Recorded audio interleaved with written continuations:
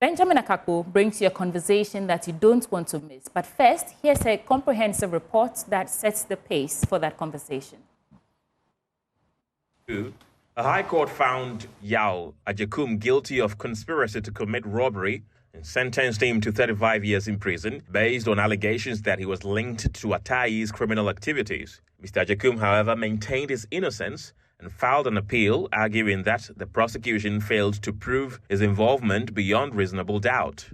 Yaw Asante expressed his joy after being found not guilty.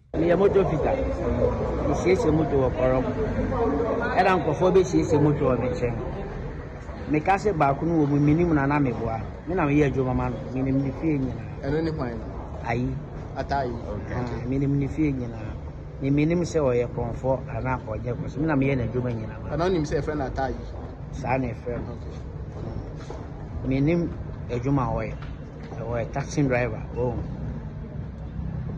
enti debi me wo no ma me yare na me ko no no am wa sorry dem na be che me see e hwehwe me say me no ma kwa ko bokro no me kan bi bia o ma njantu e ma ya che me auntie me sister be tu waju more than 6 months. They call remand 8 years. Try remand 8 months. 2010. They jail him 30 years. See me when you say me menyeshe. See I'm a shop. Not more shop. Oh, corrupt. Shop negu. His lawyer, who handled the case on a pro bono basis, was relieved with the verdict and added that he always knew his client was innocent. I'm very glad for him. And I think he can come out and he can start a new life. And it's days like this that we get some sort of professional satisfaction in the sort of work we do. His daughter, who was just a year old when her father was imprisoned, was equally elated after seeing her father finally free. But I'm very happy. It's been a while. Yeah. Anytime when I go there and visit him, I feel sad. I can't even eat well if I visit him, but today it's a tears of joy. I'm very happy and I'm grateful.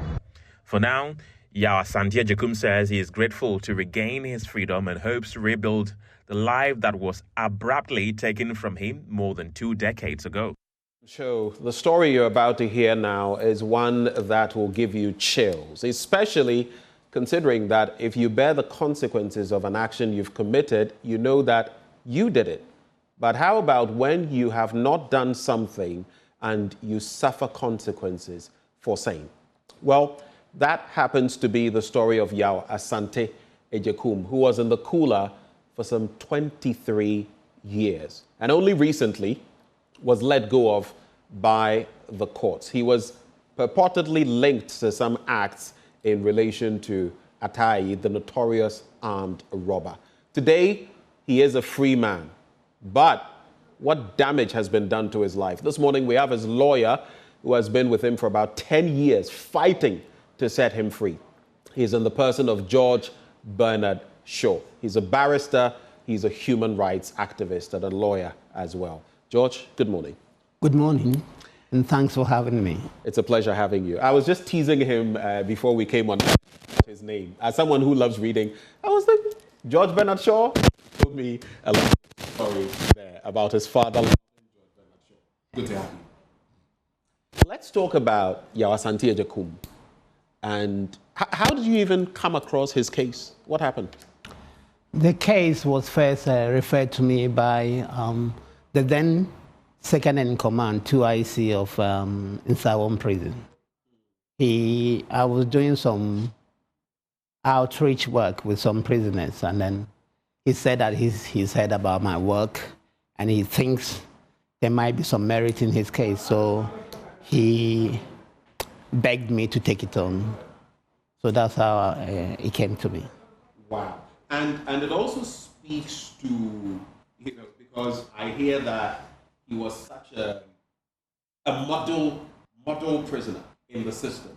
I hear he was working on people's vehicles, motorbikes, and all of that. And that he was very diligent, very hardworking. So he was a model in that institution, which is why maybe yes. the 2IC, the second in command, was even willing to push his case. And as a testimony to that kind of character that he had when he was released. Even though most of them were happy for him, they were somehow remotely sad that they were going to lose somebody like that who had been very helpful during his days in prison.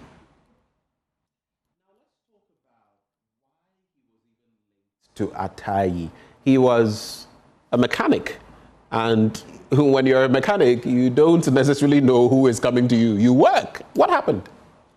According to him, basically, yes, he was a mechanic at a place called Kole Woko, or somewhere in Accra here. And he was a specialist in motorbikes, and he was good at it. So obviously, he had a very good clientele, which one of them was, oh, not one, about 3 or 4 of the people in the Ataa Aryee gang were repairing their bikes there. So when apparently, I was not in the country at the time. I was then pursuing my legal this in UK, but I hear that Ataa Aryee was very notorious. So he was. There was a manhunt for him, and apparently he has evaded arrest on a number of occasions. So when one notorious robbery was effected, I don't know how the police got intelligence that my client might know him, but basically they went and arrested him whilst he was at church in Kwau, and then asked him about Ataa Aryee. And he said, yeah, I know him. I do his bikes. And they said, then they arrested him, said, you are part of a road brigade. They said, no, I am not. And he led the police to find, I think, 2 of them.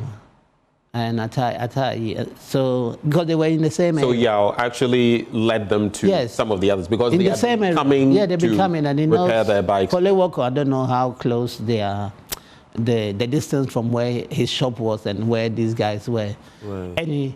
So I think from the proceedings, it was an act of revenge. I think I'm a bit speculating that because you led the police to come and arrest us at the court, at the police station, they apparently or allegedly said that he was part of them.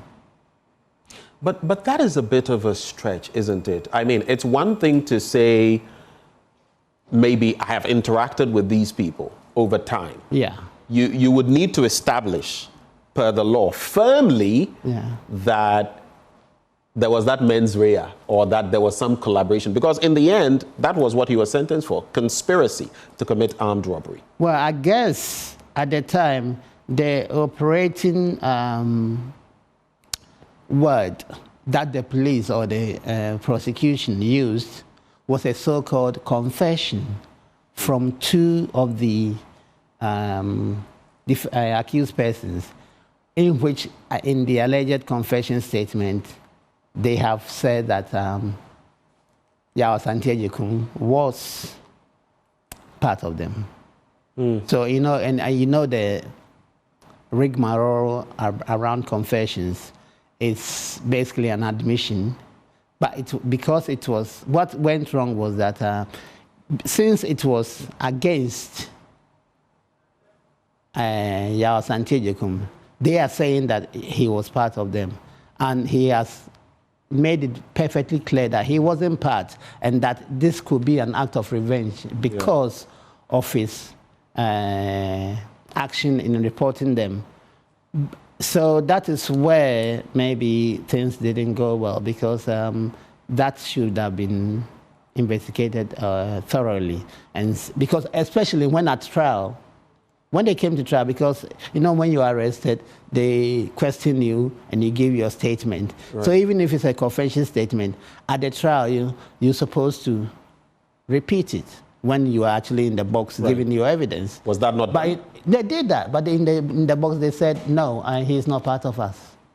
In the box? In the where? The same people who had accused him said he was not part of it? Yeah. Even one... Was this at the original trial? Yeah, original trial. Even one of the defendants who later on confessed that he was part of the robbery then became a witness for the prosecution. And he said that, yes, I was part of the robbery, and now I'm giving evidence for the prosecution, and this is what we did, blah, blah, blah, blah. But one thing I want to make very clear is that Yaw Asante, I don't know him, he wasn't part of us, and I don't know why he's here at trial. We'll come back to that point, and it points to certain legal loopholes in our system. But even from the start, when Yaw Asante was asked to, and because he was their mechanic, likely he knew their places of abode, and he took them there, was it to be exposed that he was the one who had led the police there? How did, these people, the robbers, get to know that he was the one? Because... was it at trial? Because, no. Because obviously, if I leave somebody to your house, in the case of one of them, I think they met the mother. I think what they call A1, that's the first defendant. They met the mother, and he said, we are looking for, it's called Nanaya Owusu.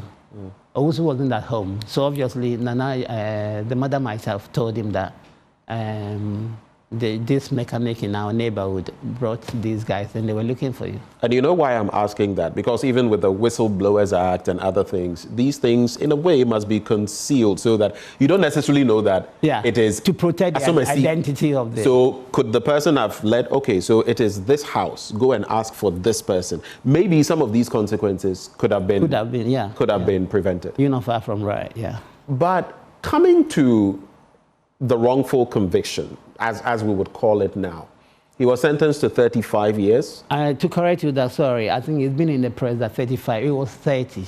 It was 30. The original sentence was 30 years. Yes. Okay, and he did what, 23 out of that? Yeah. Close to 23? Yeah, 23, close to, I mean, I think it's left 1 or 2 months to 23, yeah. 1 or 2 months, and it would have been 23 years. Yeah. Right. How is it that, and you started representing him in 2015? 15, yeah. How is it that it has taken this long, after numerous appeals, to get here? Well, again, I need to set the record straight. It wasn't numerous appeals, but numerous attempts to appeal, in the sense that they... Please explain. Yeah, what happened was that when the case was referred to me, I started chasing the, because you need a record of appeal of the trial, which will include the judgment in order to see whether there are any grounds of appeal. At the time when I came, apparently he was tried at a court, a fast-track court. But when, at that time, they were no longer, it had been scrapped. And so the main problem was retrieving the documents, getting the appeal record, I mean, the records of appeal, record of proceedings. So he had some, I don't know how he had, but maybe he had applied. He had some of it. It wasn't full, it wasn't complete. And so we started from there, gathering. He was contacting some, because they have been separated. Some of them have been taken to the maximum prison in Nsawam? No, where? Maximum at... oh, okay. What do you call it? Ankafo. Ankafo, right. That's where Ataa Aryee is now. Because, anyway, so somehow you get one from here, because all of them in diverse ways mounted appeals. And every appeal, they have to compile the documents. So he will borrow some from this one's appeal. So we were collecting one to one until late in 2019. I thought I've got the full complement, and then I filed the first appeal at the court. We went to court, when the case was called, we went to court, and the prosecution objected, basically came up with the fact that the document is still not full because they are missing the exhibits, that is the confession statements. And a case that same confession statement yeah. from the start, which had been debunked in the box. Yeah, which was later debunked in the box. But at the time, to get the appeal before the lordships at the Court of Appeal, they needed everything that happened at the trial court. Right. So in my document, or the ones we have gathered, we didn't have the confession statements. So the Court of Appeal adjourned the case sine die, that is, until the records have been found. So we went home again, and I pursued it again through the registrar, up and down. They will find bits. They say they can't find it. They have to go to archives until I think early this year or late last year that I went to the archival rooms again, and then by chance, I don't know, I saw Nana Yaw Asante, and I knew that name very well. An appeal done, but that was the first accused. So I said, hey, this document, let's go through it with the, and then lo and behold, everything was there. So just coincidentally, I said, thank God for this. God's hand at play. Yes, and then we took it. So they compiled the record again, and we went to court, and now the court said, yes, okay, now we've got everything. This was, I think, about 2 months ago. And then they said, we had then written our written submissions as to why we think he should be set free, because as it were, the so-called confession statements have been debunked at trial, and all of them are saying that he's not part of it. So there's no link between him with the conspiracy, either in the planning of the robbery or in the execution of the robbery. And the court said that they will give judgment on the 5th of June. And 5th of June came, and we saw the light of day. And he was acquitted and discharged by the court. The question, though, that lingers has to do with the sufficiency of evidence. Because in such cases, especially when people are going to spend, large periods of time under incarceration, you want to be sure. Do you think that legal threshold was met? There was the case of Ataa Aryee's phone number being found on his phone, but of course he repairs motorbikes for these people. Well, was that true? No, but that was not part of the it was not filed case, and we never came across the fact that his phone, his number was found on his phone. Somehow they got to know that intelligence. I have no idea, but even there, would that be enough to incriminate somebody? No, Obviously. at all, not beyond reasonable doubt. But like I say, the main arsenal of the prosecution at the time was the so-called confession statement. But when you come back to the problems in the legal system, that will be addressed, because I believe that if he had a lawyer at the time, because the trial... Wait, did he not have representation? No, at some stage in the proceedings, he was assigned a lawyer by the judge. But I think he stopped coming at some stage. I don't know how. But when you look at it... The lawyer stops coming. Because he did his own cross-examination. He did his own evidence in chief alone. Yaw Asante. Yeah. How was that allowed to happen? Well, it happens all the time. No, I'm saying you would have to opt for that. Did he opt to do No. But if you don't have, it's happening as we speak. You go to the court today, there are some people who are conducting their own case because they don't have legal representation. The lawyers don't come cheap. So most of them, if they are indigent, they cannot afford. And if they don't get legal aid? And if they don't get legal aid, which is very difficult to secure. And the lawyers who do legal aid, because I think they pay them 20% of the fees that private practitioners get. So like if you are going to get 10 cedis, a lawyer who does it on legal aid will get 2 cedis. Right. And even those so 2 it's not cedis attractive. may still be expensive for some people. Yeah. Right? Well, the state has to pay. The 2 cedis catered for by the state. Right. But there is, most of the time, there are not enough funds even to pay for that 2%. So most practitioners shy away from criminal. You're telling me that, and we've had so many problems with our legal system, you're telling me that it could be the case, it could be, that some people are being thrown in jail because they don't have proper representation. Of course, Yaw Asante Ajekum is not well versed in matters of the law. No. He would try his best, right? But he is not.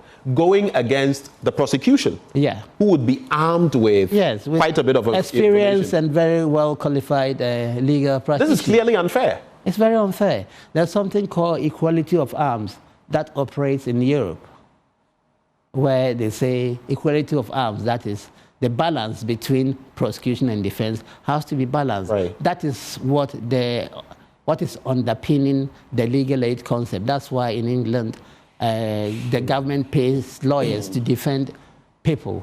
But here, it's not so. Those who get legal aid, fine, but how many get it? And so you are there doing your own case, again, very seasoned. And even the, with your legal background, the complexities of procedure, and the law itself, they wouldn't know it. So, and if you don't get a judge who is really, really tolerant and in some way even helping the defendants, there are lots of them in Sao. Do you know what I see? It means ab initio, everything was skewed against Yaw Asante Ajekum. Yes, and a lot of people who are accused of crime. And that is why we are advocating for a complete overhaul or reform of the justice system. Because as William Blackstone said, it is better that 10 guilty persons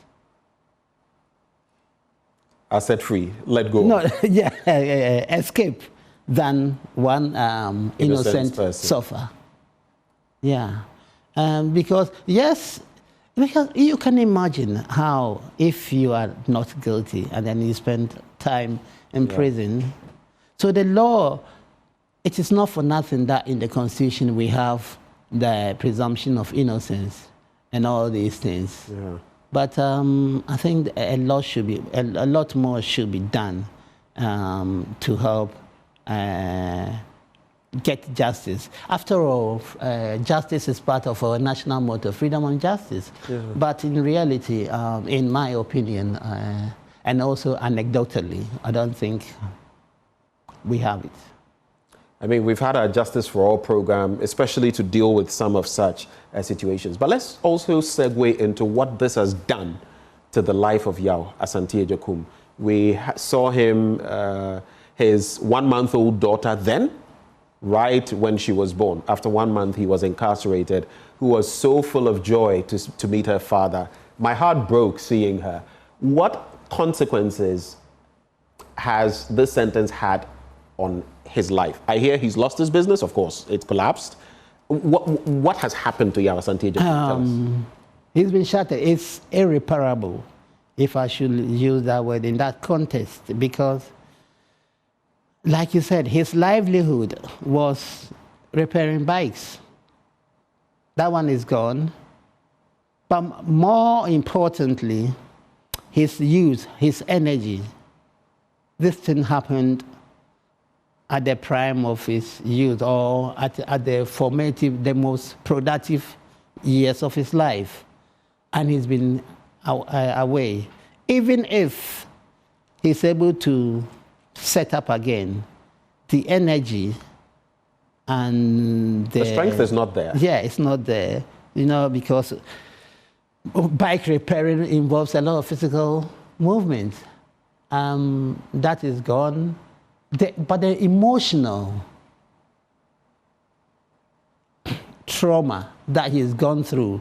Because at least those, if you know you committed the offense, you bear your teeth and maybe do the time, do the sentence. But if you know it's not you, you didn't do it, and then somehow the system has failed you, and you are there, it brings an extra burden, which might weigh on you, and psychologically you might never recover. And so the guy, I don't mean to stop you there, but yes, I believe that even the system should even include counseling. True. Because coming out to face the world, 23 years, a lot has changed. The dynamics of what he knew. Some relatives have passed. Have passed, yeah. Some relatives he may have loved are no longer with us. Longer. Some friends, where he used to stay, things have changed.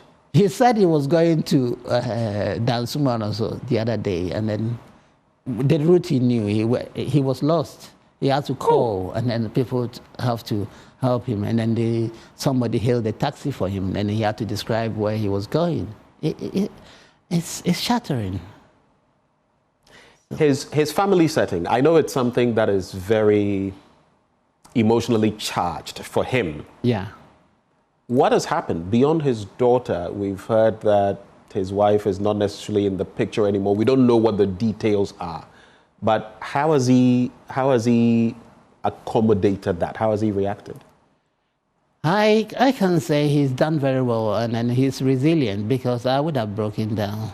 But as at now, all I know is his brother who came to the court.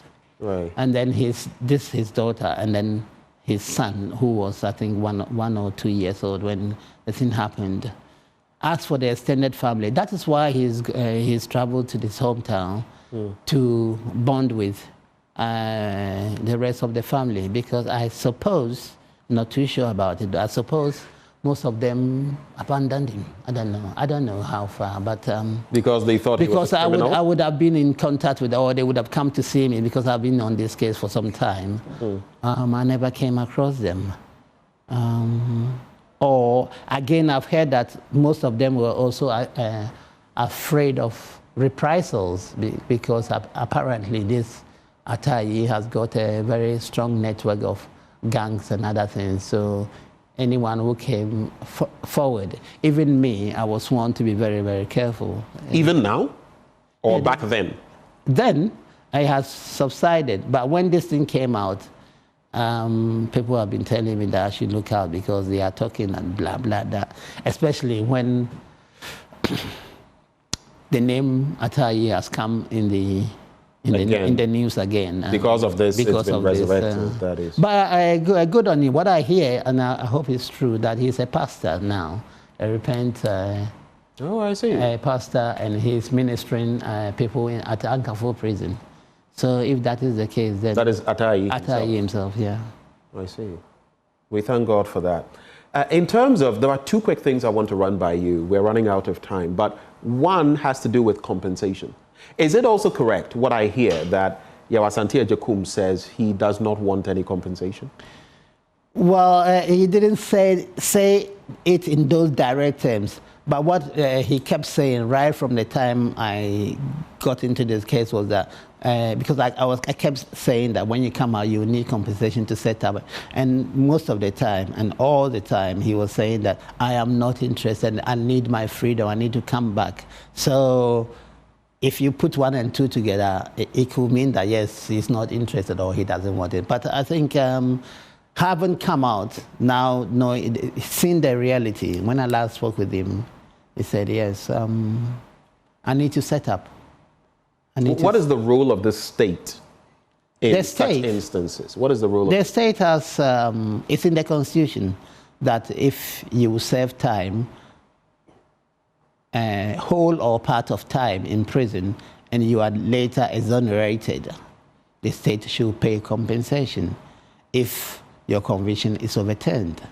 But the problem with that regime is the sums.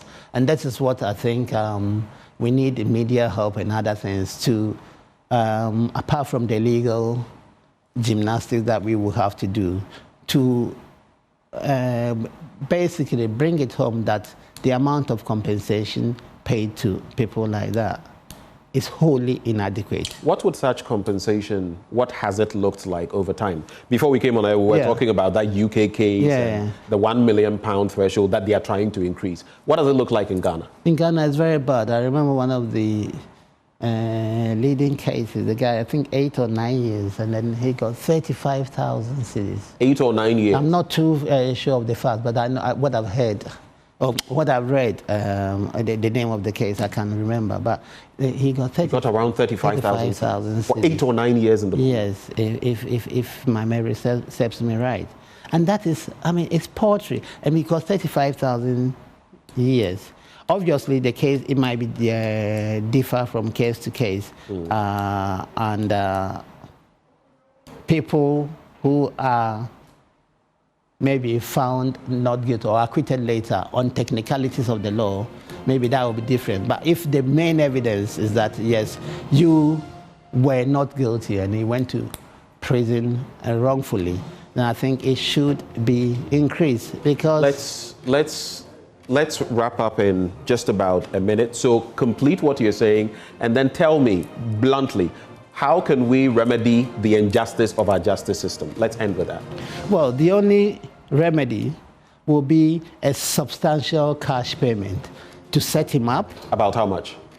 Well, nothing less than 5 million Ghana cedis. Nothing less than 5 million? Yes. Well, I mean, less than and upwards. Is that what you're going to be pushing for? Yes. In court? Yeah. Okay. Yeah. Any final words? We have to go. The final words is that I am glad that the media and a lot of Ghanaians now are taking interest in what happens in our criminal justice system.